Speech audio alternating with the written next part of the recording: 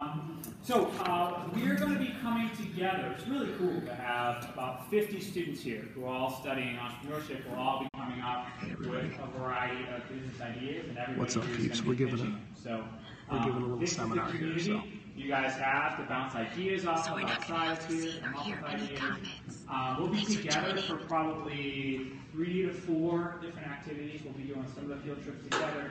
Some of the guest speakers. I just wanted everybody to have the opportunity to hear from Allie and Doug, and I'll let them introduce themselves and their business. But a large part of the program is the opportunity to be exposed to what is it like to be an entrepreneur. I think that's why a number of you are here, because you're thinking about business, you're thinking about, is this something I want to do?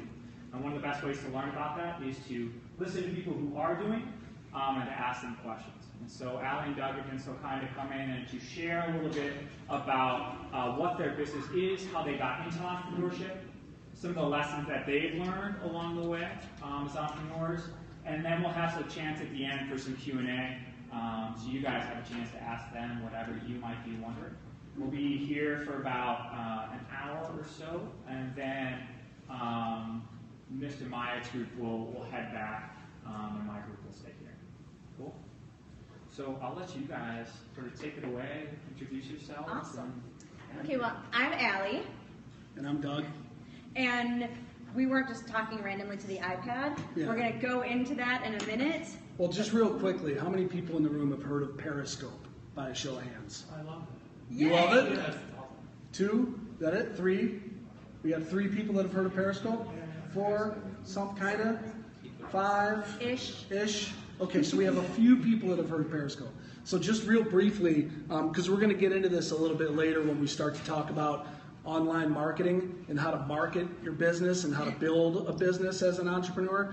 And just so you know, Periscope is a live streaming app that you can download to your Droid or your iPhone. It's owned by Twitter, and it's a live broadcast. We usually do it from our iPhone, and we've got people that are now tuned in, watching this, making comments from around the world. We've got some people in Australia and England and Saudi Arabia and India, and so we've got people from all over tuning in and watching this right now. So you guys are worldwide live. So just so you know, we're not crazy up here like talking to our iPad. There's a reason. There's actually people there. So how do we start the slideshow? Yeah, how do we start the slideshow? How do we do this? Just push to the right if you want to move your slides forward. But we have the video slideshow. Yeah. Get that going for you. So we're going to start, so just to give you a little intro briefly. A flavor. Frameable Faces Photography is our studio that we own in the Orchard Mall in West Bloomfield, Michigan, about 35, 40 minutes from here. And we're going to start off with just a little slightly less than 1 minute slideshow just to show you an example of our work so you can get a feel for what we do and what our service and what our product is. There we go.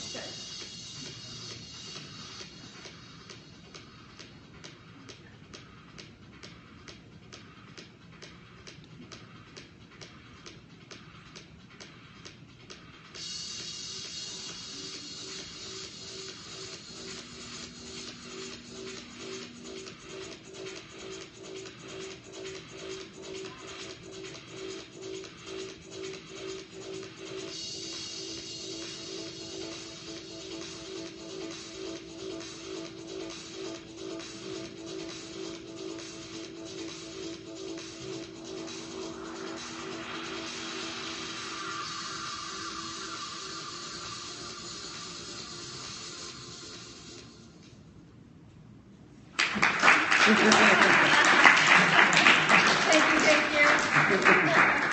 She gets most of the credit. Allie is the photographer of the team. So, yes, I'm the photographer of the team. So to backtrack as to how we started, I was bouncing around all over the place trying to figure out what I wanted to do after college. And it wasn't until our daughter was born that I re-found the photography bug, and I started practicing and shooting everything that I can, shooting everything that I can or could. and honing everything and just learning, sucking it all up, going to classes. I went back to school. I guess it was an associate's degree in photography.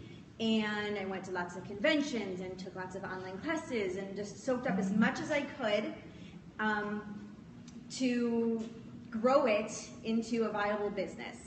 And I don't know, 8 years ago, I inquired about a space in the Orchard Mall where the studio is now. They told me what it was, how much it would cost a month. I said, nope, sorry, I can't afford that. He said, okay, well, what if we lower it to this amount? Is that better? I said, well, yes, it's certainly better, but I can't afford that. So what ended up happening is at the time I had a friend whose younger sister, who's younger than me, that was diagnosed with breast cancer. So I decided that I think that it should probably be a good idea to do a month long, it was the month of her birthday, to donate a portion of our sessions to Gilda's Club in honor of my friend. And then I told the mall management team that, and he said, that sounds great. Why don't you come in, set up for a month, we won't charge you, put a sign up, see how it goes for a month, and 6.5 years later, we're still here. So after about, I wasn't ready for that. Oh, you weren't ready for that? Oh. That's okay. I got in trouble. Good job. So after about, I was in the studio by myself, shooting with just a banner sign, a table, a laptop, and one camera with one lens. And Doug's job was, he was an automotive casualty, and I will let you go from there. Yeah, so I was working in corporate America with sales jobs for big companies, and I didn't like it at all. And so there's a lot of politics, and you have a boss, and you can't kind of do your own thing. And for those of you that think about entrepreneurship, I mean, this is an entrepreneurship type of program here that we're talking about, right? So the idea to own your own business, do your own thing, be your own boss, create whatever it is that you want to create, sounds great, right? And it is. I mean, I will say, a lot of times when I mentor young people who are talking about wanting to be entrepreneurs and what they want to do with their lives, you know, it's not always a straight line. It doesn't always work out exactly how you think it's going to work out. And it took me a long road of corporate misery to get where I am. I didn't really enjoy what I was doing. But I will say, and we'll get into this a little bit more with this next slide, but I will say that, you know, the hard work and everything that we've put into this, and the fact that Allie kind of rescued me from corporate America and brought me into this business with her together. We are married. We're a husband and wife team. We're already together. But, you know, my last job, all my accounts were automotive. And in 2008, there was a huge recession and all the automotive companies went bankrupt, basically, and all of my accounts stopped buying. And I ended up, my boss lost his job first, and then I lost my job after that. And Allie said, listen, because I knew it was going to happen, and she said, when it happens, let's just build this ourselves. Let's just do something on our own. She already kind of had this photography business going on her own on the side out of the house. She said, let's take this space at the mall and let's do it together and build it together. And that's what we've done. And it's been really rewarding for me to not be in that corporate structure anymore, to have the freedom to do business as we want to do it. But it's been, I will say this. Yeah, you can switch the slide. I always say this. For anybody that thinks they want to be an entrepreneur, it doesn't, yeah, so this is good. But what I want to say before I even get into this is that, you know, it's hard when you come right out of college. It happens, but it's hard to come right out of college and know exactly how to do business right away and have an idea and open up a shop or start a service or start a business and know what you're doing. Because as much time as I spent in corporate America unhappy, if I hadn't have done that, I wouldn't have been as good of an entrepreneur as I am now. Because all those lessons that I kind of learned along the way in the corporate world, working for someone else, I'm able to apply to make myself a better business person on my own. And so I don't always recommend that you should never work for somebody if you want to be an entrepreneur. Start out working for somebody, learn how business works, soak it up, keep your eyes and ears open, and start kind of planning in the back of your mind maybe what you want to do if you want to have your own business, so that when you're ready to launch it, you'll have some experience, you'll kind of know how business works, you'll know what to do. Does that make sense? Anybody stop me if you have any questions as we go. This doesn't have to just be a flat out, lecture, because we're going to open this up to Q&A at the end, and we can get into a real discussion, which I hope we will. But in the meantime, feel free to stop us. This is totally cash. Okay? Cash. I'm really hip with the language. You are. You're really hip. All right. So go ahead, Allie. Allie likes this slide. I do like this slide. So this one, I was playing on Facebook, saw this slide come up. I was like, oh my gosh, this is perfect, because at least where we are, and in the community that we're at, people see, oh my gosh, Allie, you wanted to be a photographer, and now here you are, you did it, this is awesome. But what they don't see is the fact that we had to downsize our house a lot, and we had to sacrifice vacations, and going out for dinner, and hanging out with our friends, and all the fun things that we wanted to do before. So we kind of pushed those to the side, and what we did is we worked a lot, a real lot. Our son just left today for camp, so we are kidless for 2 weeks. These 2 weeks, we're going to be working probably from 8:30 in the morning, no joke, and probably until midnight every night. Not because we have to, it is because we have to, but because we want to. And it's that passion, I think, that we harness together that makes us want to work for 20 hours a day. So yeah, there's a lot of failures in it. I didn't like giving up my big house for a small condo. I didn't like not being able to go out for dinner with my friends, or go out to coffee with my girlfriends, or take the kids to whatever they wanted to do.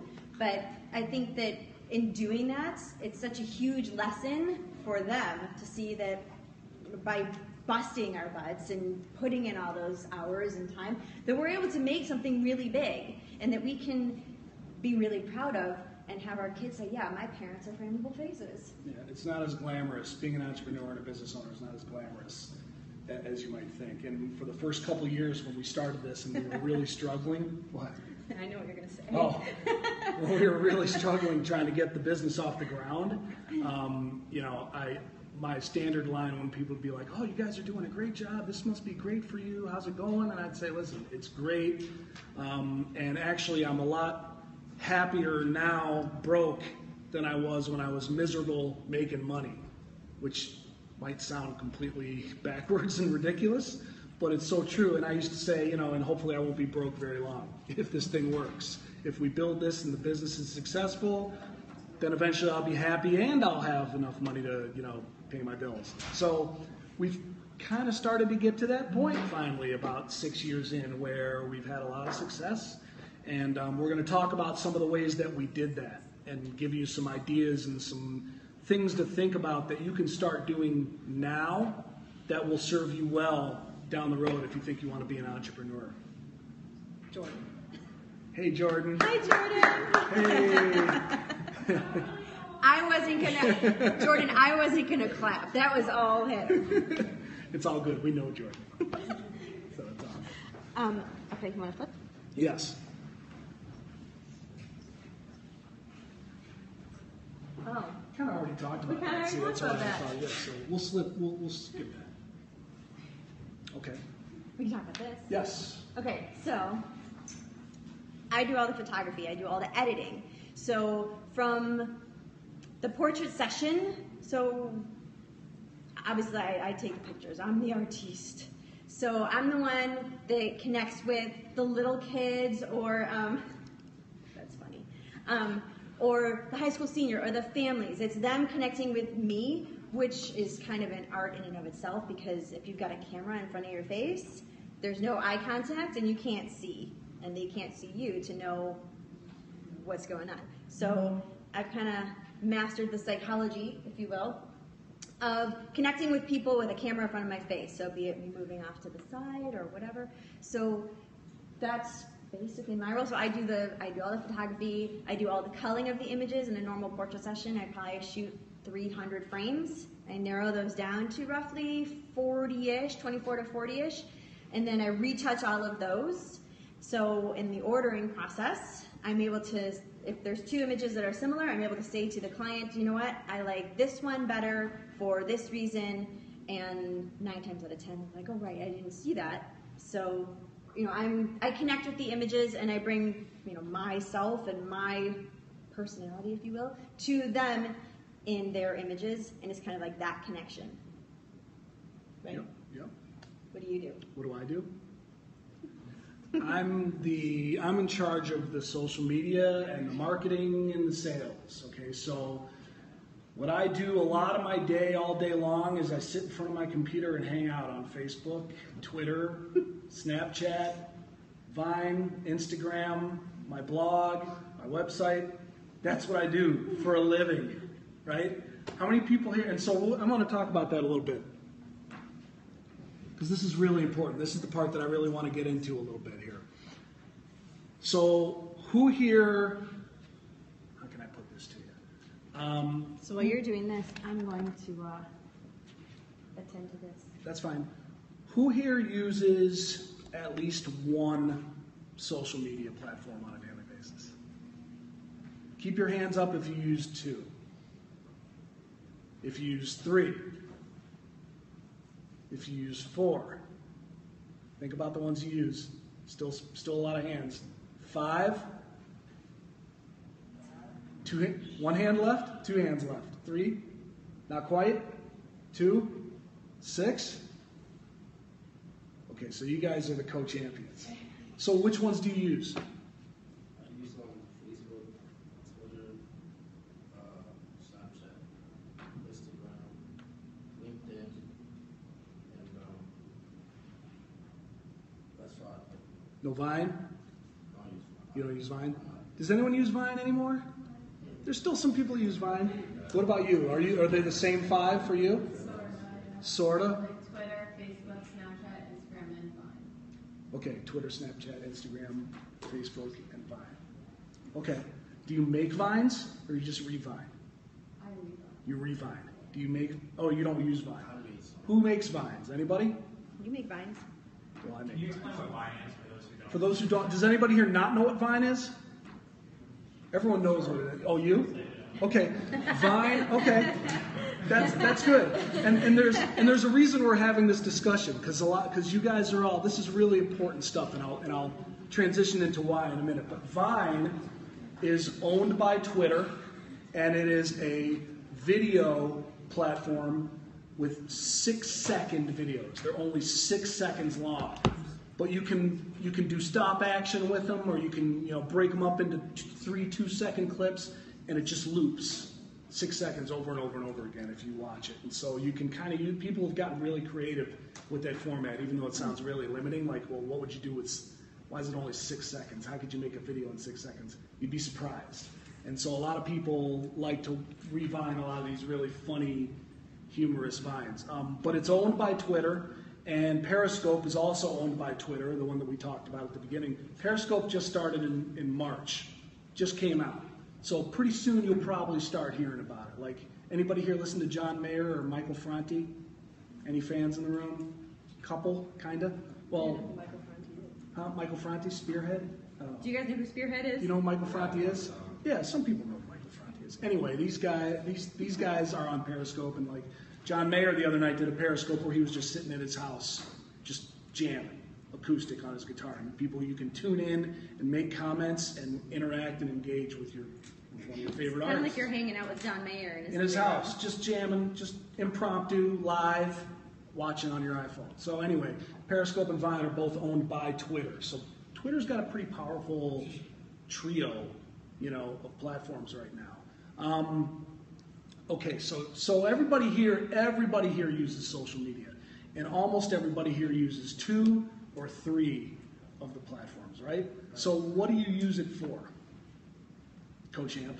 Do you post video? Do you interact like with friends? Do you tag? I mean, I probably know the answers, but just how do you use it? Well, like, which one? Just like all of them? Your favorite one? Well, I like Instagram, so I just like look at people's pictures, like them, or like Snapchat, I'll just like Snapchat some people or something. It's very social, right? It's a lot of fun. Yeah, and you can like tags and stuff on it. It's a social thing. Now, what I found was interesting was one of your 5 was LinkedIn. Anybody else here using LinkedIn? A lot of people using That's LinkedIn. awesome. That's great. Because LinkedIn is not a social hangout with your friends platform, really, right? It's for making connections with business, right? For the most part, right? So my point here in all of this is that social media, when I say that social media has shifted the balance of power, social media has given power to consumers and to small brands, entrepreneurs that consumers and entrepreneurs did not have 10 years ago. And that's why you guys have an advantage just in terms of your generation and coming up, growing up with social media, because you know how to use it. You know the etiquette. You know that you shouldn't post 3 Instagrams a day because it's ridiculous and annoying, right? You wouldn't do that. You know these rules. You know that every platform has its own culture, kind of, and rules of etiquette and how you use it. Why? Are there some over Instagram posters that you know of in the room? Anybody? Guarantee you a lot of people in here are breaking that rule. Over posters? Are there any over posters? But they're not going to say, yeah. I know, no one's going to raise their hand. I know, I might have just called somebody out secretly. Over poster. No, on Facebook, like, every page I post like every day. You post on Facebook every day? Like, On the group page. But You're in a that's group? different. That's different. Okay, so you're communicating. Yeah, but he doesn't want to regular. You do it on your regular too? So you're in a group, so you use it. I overtweet. You overtweet? Yeah. Can you overtweet? You know what though? Twitter's okay. You can tweet a lot on Twitter. You can definitely tweet on Twitter. It's more acceptable to tweet more than it is to Instagram, right? You can get away with 10 tweets in a day. Absolutely, right? So you know He's how. doing more than 10 tweets a day. How many tweets are you tweeting? No, it's full of 10. It's 4 of 10.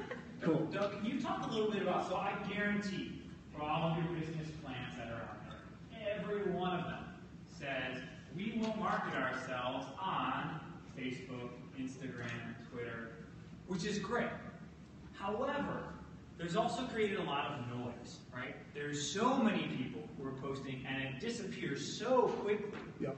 that you're there for a second and forgotten in Right. a second. Unlike a billboard, which stays there permanently, or unlike word of mouth. Can you talk a little bit about how you think about rising above that noise? Yeah, or that's- how you're strategic in using it? Because that's what we usually don't hear in your plans, are how are we going to be strategic about using it? Not just be on it and have a Facebook page, but actually use it to drive business. And I'm glad you brought that up because that's a perfect segue. That's a great question and great point here. The key to that is, for starters, the old school way of advertising before there was social media was to, like you said, put a billboard. And that stuff is still going on. There's magazines, there's newspapers, there's commercials on TV, even though you can fast forward through them now.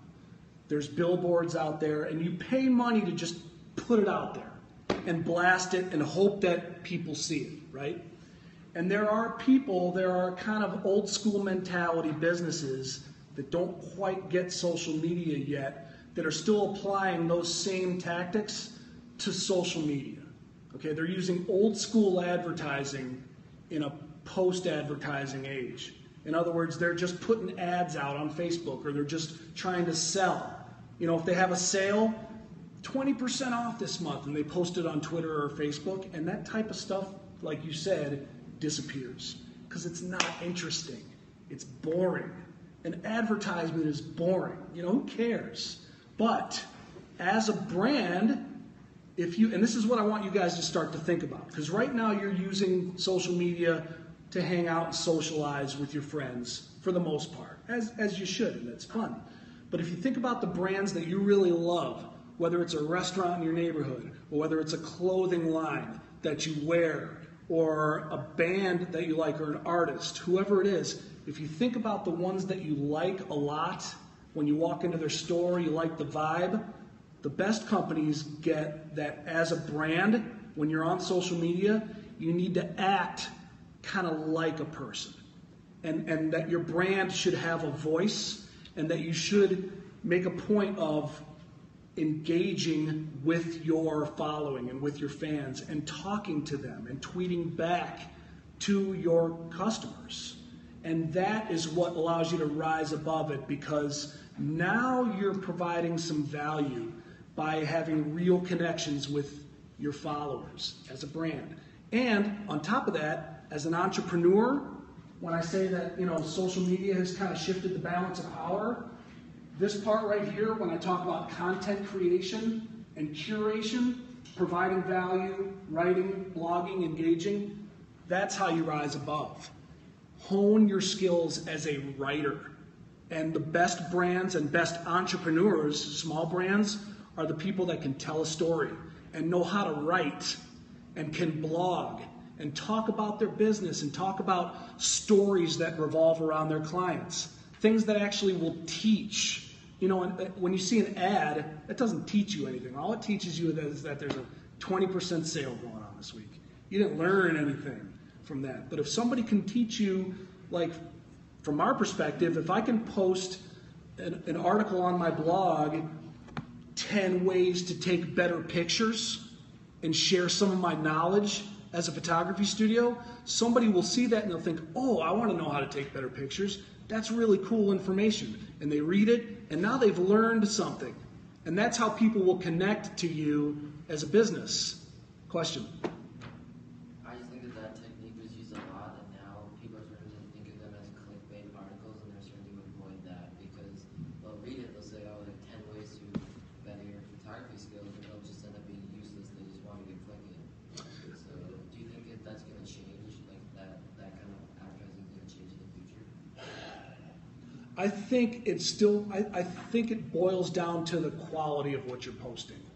And I think, to your point, if you're just kind of throwing stuff out there as clickbait and you're just putting titles on it that you think will attract people, if they get there and they see that it's really kind of garbage or it's something that's been regurgitated that they've heard 50 times before, then yeah, you're right, they're going to move on. So I think you have to constantly, I don't think it's going to go away because we still have success with it.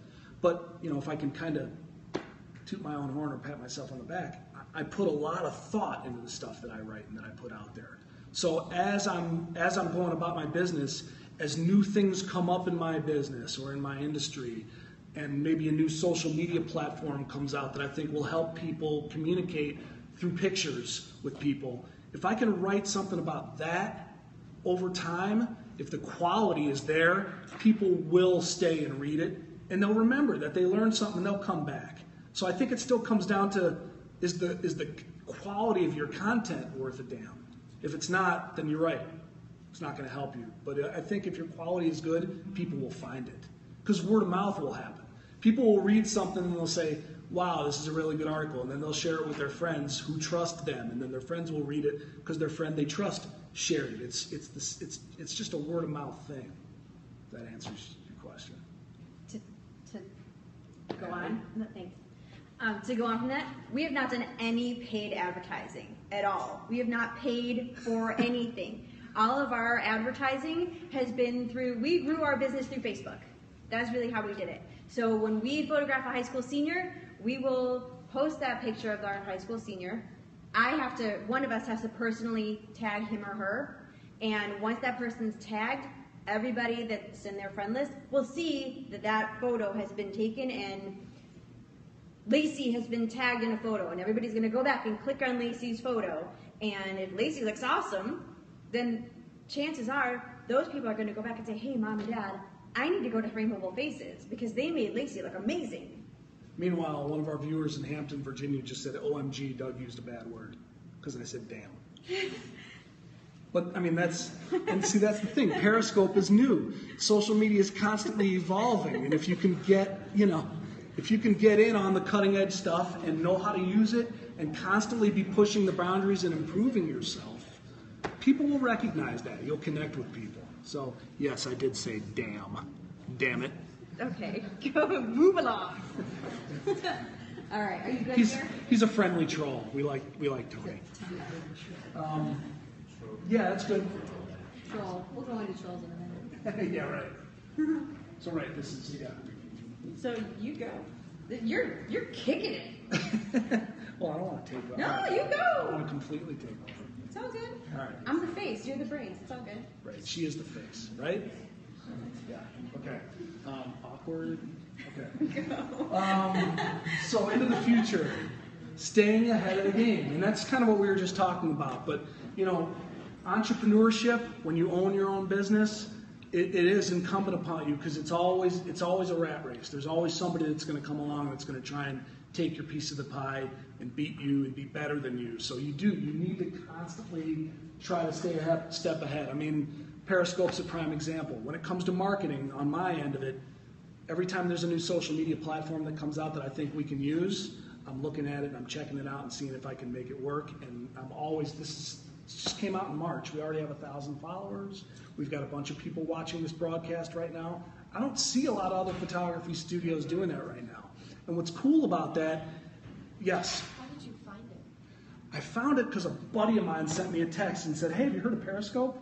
And I was like, no, what's that? He's like, you should check it out. It's a video streaming thing. And so I looked at it the next day, and I thought, wow, that would be perfect for us. So I jumped on, started playing with it, and that's just how it happened.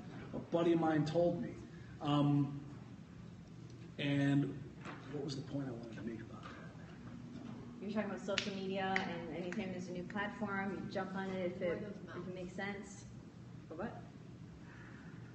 I turned you out. Yeah, it'll come back to me. It'll come back to me. But yeah, that's how we found it. Buddy of mine just texted me. Growing. God dang it! It's Think like about right it. there. So we Yeah, you talk. initially, I hate that. people would come into the studio and ask us if we photographed weddings or bar bat mitzvahs. And as a side note, I do not like events. I don't like them at all. It's too high stress. I don't like it. It makes me crazy, and I get stressed out, and I can't do my personal best work doing those things. So we were losing out on thousands of dollars every year. So the mall manager came into the studio one day, and he said, hey, Allie, you guys need to start doing events. I was like, ugh, John, I don't like events. No kidding. 3 hours after he said that to me, Angela came into the studio with her portfolio, and she said, hi, are you guys hiring a photographer? And we said, maybe. Come on, let's go. And we took her out on a senior session, and she's been with us since. We've taught her how to photograph weddings. She's done some on her own, by herself. She's done a whole bunch with us, for us. She photographed our son's bar mitzvah. It was fantastic, and I would put her out and be completely comfortable with her representing us and our brand, and it's opened up a whole new ballgame. People are now talking about, oh, Frameable Faces now does weddings and bar mitzvahs and quinceañeras and all this other stuff. So it's opened up a huge thing, and it's something that I didn't have to do, and I just brought her in. She's amazing. She fits in with our culture, and she's wonderful. She's a great asset to the team. So we were able to kind of bring someone else in to help expand our business. Which is, I think, for you guys, and relating to what you're going to do, really important. We often see when young entrepreneurs are thinking about something, they initially want to do everything for everybody. And I think Allie's story listed something that's really important, which is being strategic is also about what you don't do, right? It's not just about what you do. And so starting off, what your judges are going to be looking for and what we're looking for is how do you start small, right? There are a lot of competitors out there, and I want to actually ask you guys a little bit about that, but there are a lot of competitors out there. So how are you going to build a niche initially and then diversify into, if you're starting out with just still shots, eventually diversifying to something else? Is actually a really smart way to start, particularly in a really competitive marketing environment, which is why we will push you guys continually to, one, identify who your target customer is, and be able to actually tell a story about that person. That one person. Mike comes into the store, he's looking for XYZ, he's in this age range demographic, because if you know who that is, then you can really push for them on things like social media, and once you have some revenue and some people know about you, you can go from there. Can you talk a little bit about, you can go to a lot of places to get your photo taken, and it sounds like social media is one of them, but we're challenging them to come up with, a problem, unmet need, and then meet that. And have a competitive advantage, be able to have a value proposition in comparison to competitors. What is that for you guys? Yeah, I think that's a very important topic, because I think when you start out and when you're putting together a business plan and trying to, if you're going to go before a panel and try and pitch it to them like you guys are going to do, it's the challenge of doing that has kind of a built-in a double-edged sword to it a little bit, because you do want to try and hone in on what your specialty is so that you can figure out what your niche is and try to dominate that niche and do a great job in that niche. Because if you try to be everything, you're not going to be anything great. You know, jack of all trades, master of none, that kind of cliche. You want to try to be a specialist instead of a generalist, because if you just kind of do a little of everything, you might not really distinguish yourself and do anything really well. At the same time, and if I relate it to our industry, into photography, and what we see from our competitors, especially the ones who are starting out, the challenge of that is sometimes until you actually get into your business and launch it and start doing what you do, you don't know what you do well necessarily right off the bat. So that's a big challenge. You really have to put some thought into what you think your niche is going to be. And I think one of the things you can do to kind of help yourself on that path early on, and it's hard because you're starting out, and once again, you're not what you think your niche is going to be might turn out to be something completely different once you start into business, because you find out that people have a demand for something that you did that you thought was going to be a side thing, and all of a sudden that's where all your business is coming from, and you realize, well, I guess that's really actually my niche. So you might not know, but you at least have to try as best you can going into it to listen to your gut and think about the thing that you're passionate about and that you really love, not necessarily the thing that you think will make the most money or the thing that you think there might be a big need for. And that may or may not be based on market research that you've done, but either way, I think part of what we have brought to the table in our studio is passion, because we love what we do, and that's portrait work. You know, we have, Ali talked about Angela, who does weddings and bar mitzvahs for us now, and that's great. We're adding that because we've established ourselves. But at first, we started going out and doing a few of those, and it sucked. It was awful. You know, and you think, you're going to open a photography business. You'll go out and you photograph some bar mitzvahs and some weddings, and for the past 5 years until we brought Angela on board, we finally learned that we don't like doing those, and we don't want to do them. So what we did do is, because we wanted to take care of our clients, because we love our clients and we don't want them to go anyplace else and fall in love with someone else. So what we would do is we established a relationship with another photographer in town, and we sent all of our event referrals down to him. Yeah. And he took great care of our clients. And it just made us look better that we were able to say, you know what, we don't do this, but here, he does. But it's hard to know, because we didn't really know for sure that we were going to be able to build and dominate in the niche of high school senior photos and families and babies, which is where we do. That's where we dominate. We're really good at that.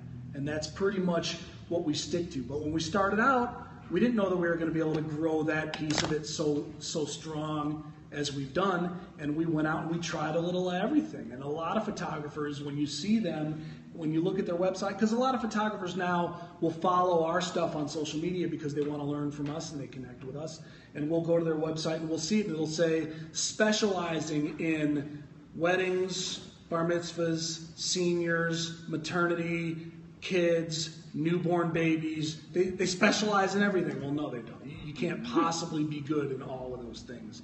So I think that's a really good point. When you're making a pitch and you have an idea for a business, you do have to try to target it a little bit and try to listen to your gut and do it around something that you're going to be really passionate about. Because we hate weddings, and that's why we suck at weddings, and that's why we had to bring in somebody who's good at it. We don't suck at weddings. We're not great at weddings.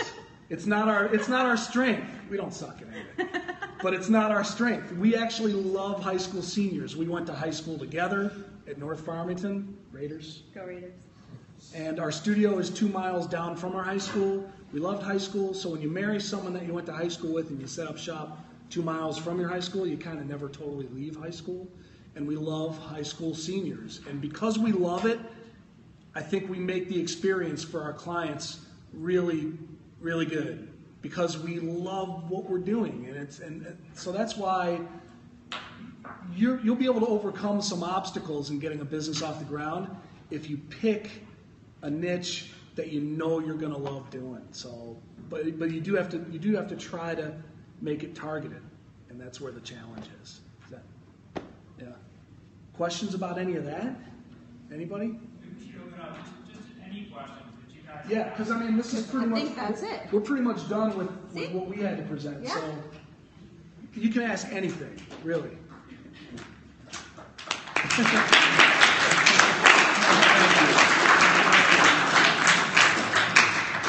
Thank you very much. I think the other thing in your story was, and it's hard when you're just pitching something, but is to try it, right? You said you can't know what your niche is until you Right. get out there and start doing it. Right. And I guarantee you guys will get a question from the judges of like, can you show me something? So any prototype is better than not having a prototype. Being able to tell me, I don't have this expertise in chemistry, but I've at least called up somebody who does, a PhD student, they've told me this is possible. Right? Or even better, all the people who've gone on Shark Tank can show you they at least have some sales. And more, it's less about just the pitch, and it's more about show me that you've done this. Some of you might have heard of the term lean startup, which is all about the idea of try something. When the guy started Zappos, you guys are familiar with Zappos, the shoe company? Yeah. What he actually did to see if it was viable to sell shoes online is he promised his customers he would ship it to them. He went to the shoe store, bought the shoes, and shipped them to them, right? He just simply took pictures, put the pictures online, saw if people would order them, went, got the shoes, and shipped them out. So the whole idea was to just test, is it possible to sell some shoes online? So the more you guys can think about it, it's hard, you only have 2 weeks. The more you can think about, can we try something? For targeting, that's why we have you guys targeting college students. So if you can get out there and at least, say, talk to them, or say, like, here's what we're thinking about, can you give us some feedback on it? The better around that. Yeah, and it might not be something that you specifically have the skills that you're going to go out and do. It might be a vision that you have for assembling talent to provide a service. I mean, it might not necessarily be you that does it. Your talent might be assembling talent, and pulling in the right people to be able to assemble a dream team that can really go out and provide a killer service based on a vision that you have for your business. So, yeah. Can you guys talk about where you're, what is the ultimate vision here? Would Frameable Faces spread across the country, the world, or are you trying to penetrate deeper into the market where you are? Can I answer? Yeah, go ahead, Allie. I don't want to go global because I think what makes Frameable Faces so different and so special is this.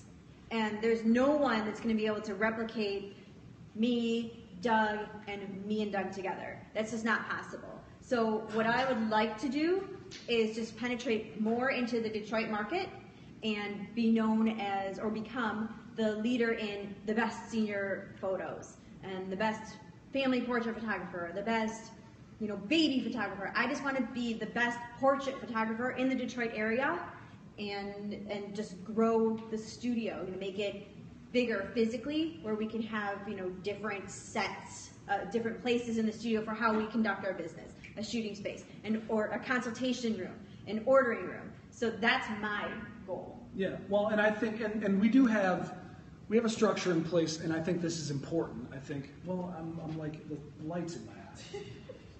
You move. Made me forget what I was going to say. Vision, future. See how she does that? Yeah, what do you want to do? What's your goal? Yes. So I think it's very important that you do have a built-in game plan for growth. So even though we don't plan on franchising and replicating this and going really wide into multiple markets, that doesn't mean that we don't have a plan for growth. And I think right now, we're not completely booked every day with sessions all year long. Not even close. I mean, we're pretty busy. I would say in August and October, those 2 months, we're shooting pretty much every day. Those are the 2 months that we're pretty much fully booked, because in August we do senior pictures because they want summer, and in October we do senior pictures every day because they want Michigan fall colors. So those 2 months are jam-packed. But that leaves 10 other months where we're not fully jam-packed with sessions. So there's plenty of room for growth in terms of putting more clients through the business, and the next step in that would be for our event photographer, Angela. She knows how to retouch. So if Allie can offload all the retouching to Angela, then Allie could start shooting every day and not have to worry about doing the retouching too.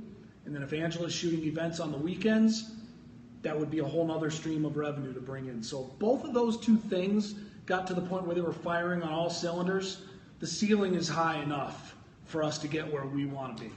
And we would have a great time doing it. And if eventually, like Allie said, if we can expand our space and maybe bring in another photographer into our space under us, maybe we would do that. But to open up a second location and have somebody else there running it and trying to replicate Frameable faces into multiple locations, I don't think that would work for us. But, and I will say, we know this is also a pitfall and something to be careful of.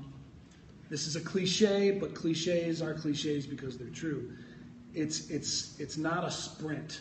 You know, it's a marathon. These are not. You do not get instant results when you're growing a business. Even if you have initial success and it looks like, wow, this thing's exploding. I'm going to open a store here and a store there and a store there.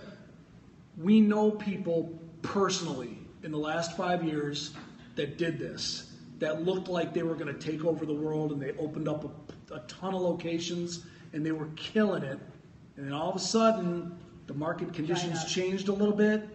Their niche kind of shifted a little bit, and boom, they got way too big, way too fast, and they went completely out of business. So don't let your ambition for growing the thing as big as you can blind you against, you know, doing it the right way. I always say, you know, organic growth for me is really important. And what I mean by organic growth is, you know, one good client at a time. You know, you're not gonna. There's no shortcuts. You know, you can't just put something out there and grab a whole huge part of the market share and boom, arrive and make $1 million. That's a very rare tale. It happens, but it's really rare. Yeah. And we'll ask you guys in your presentations to at least project capacity. Is what they're talking about. With, yeah. You know, what is seasonally, when are you going to be a hot month, and then how much capacity you actually have. And something people don't usually think about is, if you grow too fast, too soon, sometimes we have, if you guys would see around, there's underground printing, which is a t-shirt apparel business that's around Ann Arbor.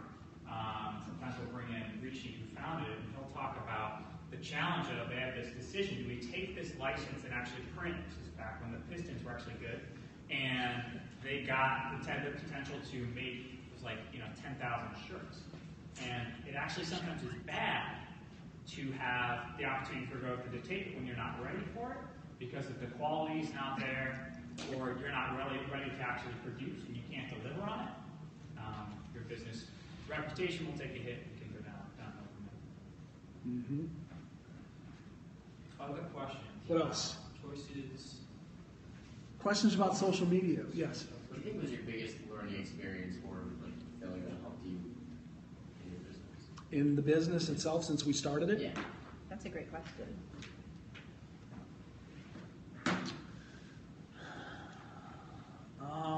Our biggest learning? Or Biggest mistake that we made biggest along mistake? the way, or biggest.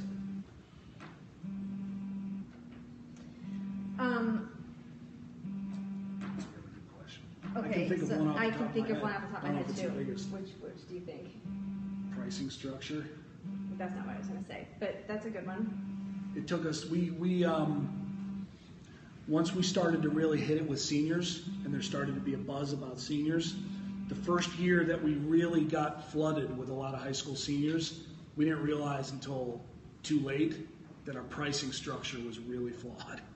We blew it to the point where we were working really hard and bringing a lot of seniors in, and we weren't making enough money because we structured our pricing, and we didn't really think about it going into it. We didn't realize how many photos people could get in small sizes for not much money and have a representation of almost their whole session without spending very much. And so we were giving, at the low end, we had an option where they could get a lot for a little. We still had high-end products available, but that kind of loophole allowed people to get a lot for not much, and that killed us.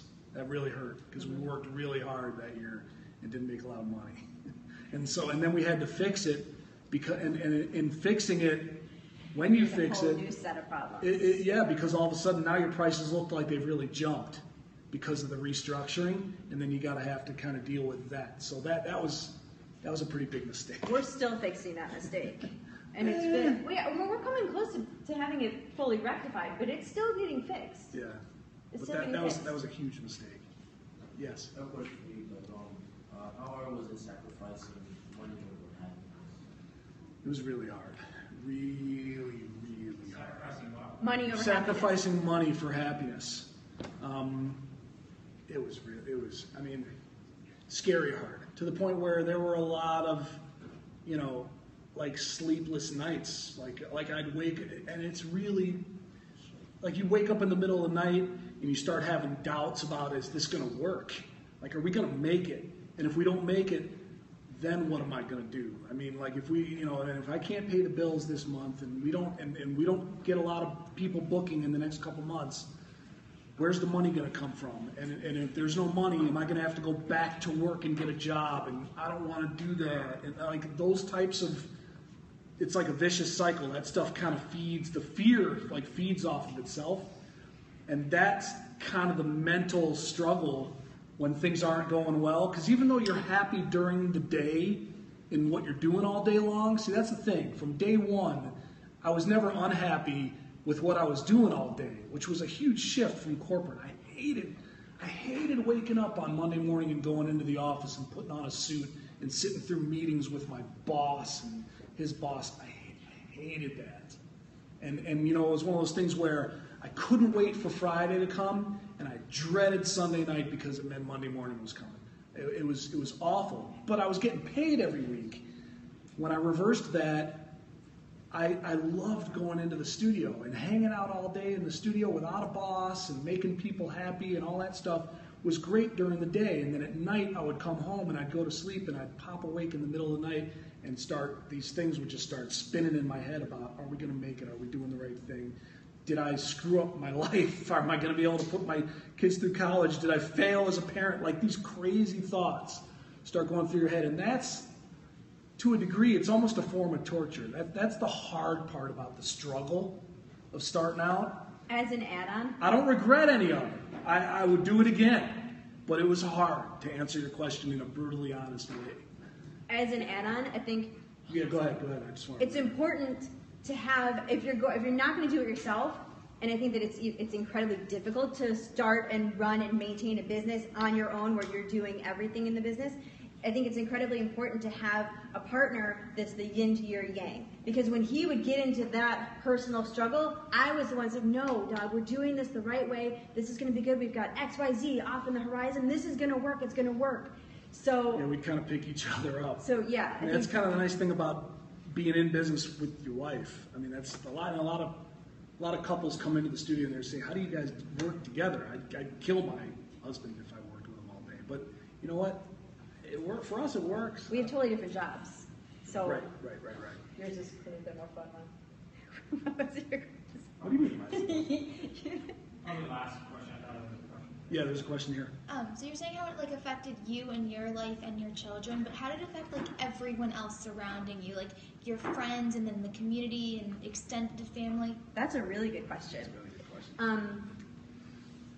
I lost a lot of my friends. I lost a real lot of my friends. And I still don't have a lot of friends because a lot of people where we live, the husbands do all the supporting and the women go out for lunch. I work, and I've got one friend that works the same way that I do. She's a psychologist, and she kicks butt, and she's working long hours. None of my other friends get that. So I had to sacrifice friends. But in doing that, it kind of made me realize who my true friends are. So there was that. Is that good? Yeah, no, that's a really good question. Yeah, that's a really good question. Yeah. Well, let's thank you.